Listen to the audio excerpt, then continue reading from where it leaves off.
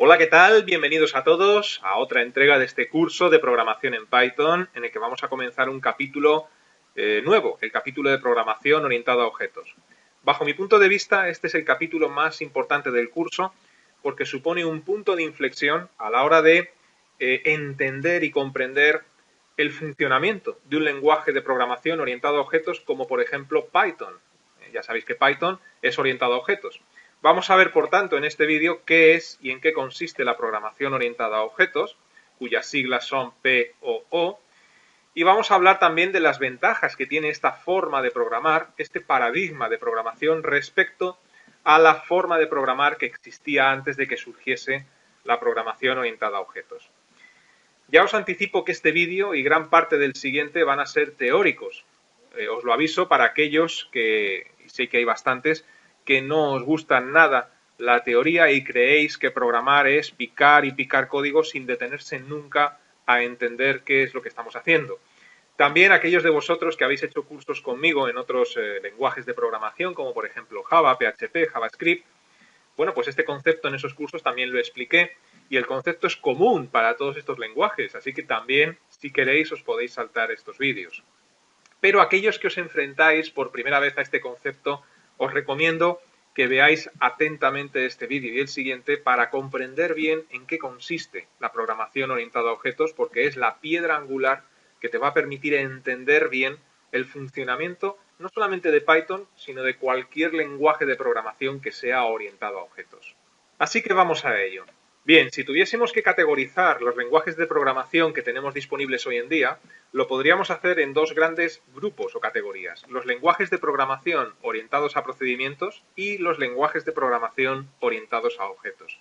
A grandes rasgos, podemos decir que los lenguajes de programación orientados a procedimientos son los lenguajes de programación antiguos, aquellos que surgieron en la década de los 60, también en la década de los 70 y aún pues hoy en día alguno de ellos se sigue utilizando, ¿no?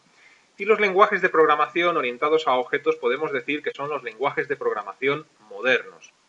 Conviene diferenciar bien cuáles son las características de unos y otros y cuáles son las ventajas y desventajas de unos frente a otros. Vamos a comenzar por ver cuáles son las desventajas que tienen los lenguajes de programación orientados a procedimientos.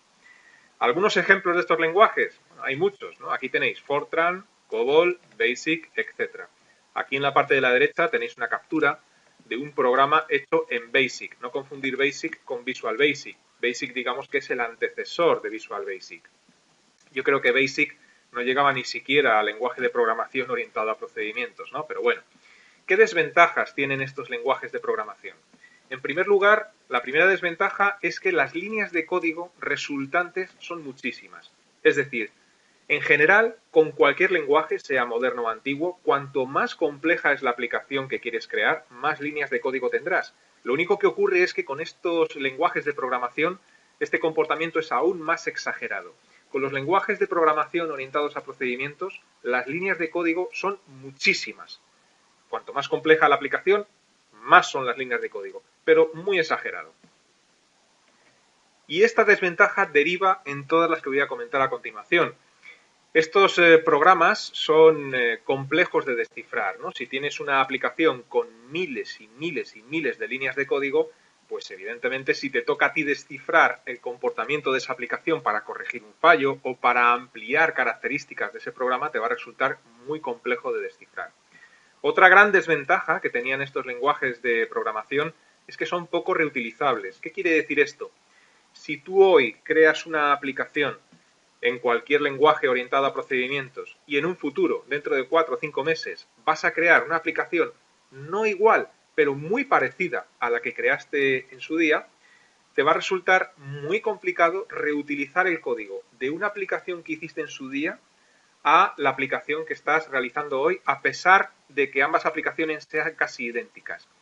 Eso significa que todas las aplicaciones que tú puedas crear en estos lenguajes las tienes que crear prácticamente desde cero, repetitivamente, sin poder reutilizar código que hayas hecho en el pasado.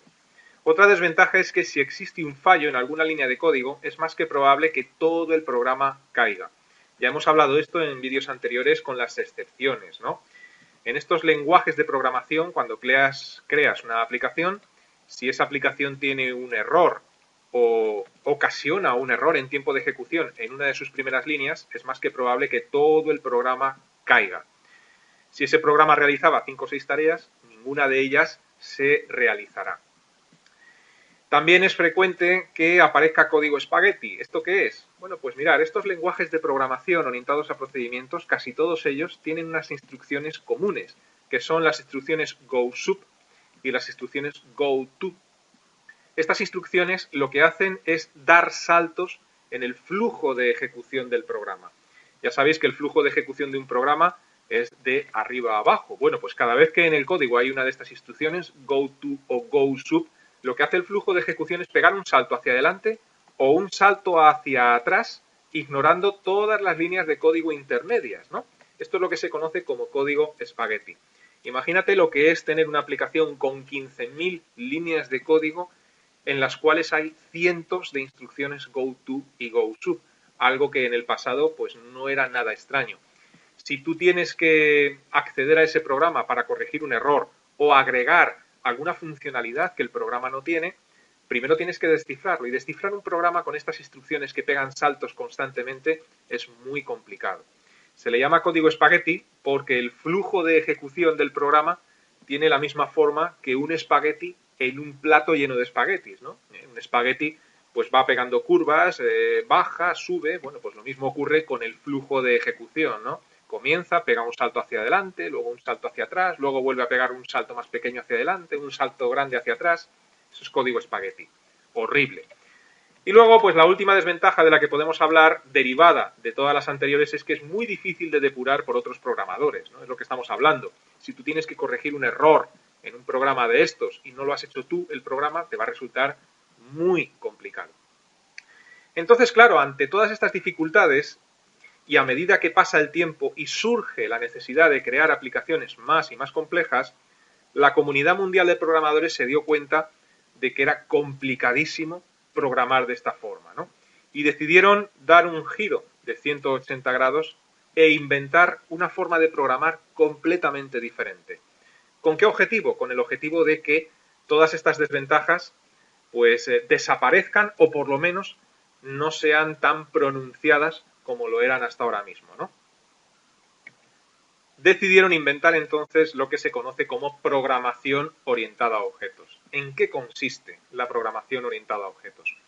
Bueno, pues consiste en trasladar el comportamiento que tienen los objetos de la vida real al código de programación. Es decir, la comunidad mundial de programadores dijo, ¿cómo podemos hacer más sencillo el código de programación de cualquier lenguaje y que sea más entendible, que sea más manejable por cualquier programador que se enfrente a él? Bueno, pues qué mejor forma que darle a ese código de programación el mismo comportamiento que tienen los objetos de la vida real con los cuales estamos ya familiarizados. Es decir, si le damos al código un comportamiento similar al de la vida real, se supone que nos va a ser mucho más fácil descifrarlo, manejarlo, en definitiva programar. Y cuando hablamos de trasladar la naturaleza de los objetos de la vida real al código de programación, ¿a qué nos referimos exactamente? Pues mirar, en la vida real estamos rodeados de objetos. Todos son objetos, mesas, sillas, ordenadores, papeles, lápices, libros, coches, casas, todos son objetos. Se trata de ver qué comportamiento tienen en general esos objetos de la vida real y trasladarlo al código de programación. Sabemos todos que los objetos de la vida real tienen todos un estado, un comportamiento y unas propiedades. ¿Qué es el estado de un objeto? Bueno, pues el estado es cómo se encuentra ese objeto. Pongamos un ejemplo. Pongamos el ejemplo de un objeto coche. ¿Cuál es el estado de un coche? Bueno, pues un coche depende. Puede estar parado, puede estar circulando, puede estar aparcado, etc. Bueno, pues cada vez que decimos aparcado, parado, circulando, estamos haciendo referencia al estado de ese objeto coche. ¿Qué propiedades tiene un objeto coche? Bueno, pues tiene un color, tiene un peso, tiene un tamaño y muchas otras. Esas son las propiedades del objeto coche. Y cuando hablamos de comportamiento de un objeto, ¿a qué nos referimos? Siguiendo con el mismo ejemplo, podemos decir que un coche puede arrancar, un coche puede frenar, puede girar, puede acelerar y muchas otras cosas. Es decir, ¿qué puede hacer ese objeto? La respuesta de qué puede hacer sería el comportamiento de ese objeto. Y creo que esto pues lo podemos entender todos, ¿no? Como resumen, si hablamos de un objeto, siguiendo con el mismo ejemplo, pues un coche tiene color, peso, unas dimensiones, un alto, un largo, y todo eso son propiedades, también llamado en programación atributos. Y no solamente en programación, en la vida real, los atributos de un coche pueden ser color, peso, alto, largo, etc. Y un objeto también tiene un comportamiento, esto es, que es capaz de hacer, ¿no? Pues lo que sea capaz de hacer el objeto en cuestión. Bien, se trata de trasladar esto que tenemos presente en la vida real al código de programación. ¿Qué lenguajes hacen esto y qué ventajas puede tener trasladar este comportamiento a nuestro código de programación?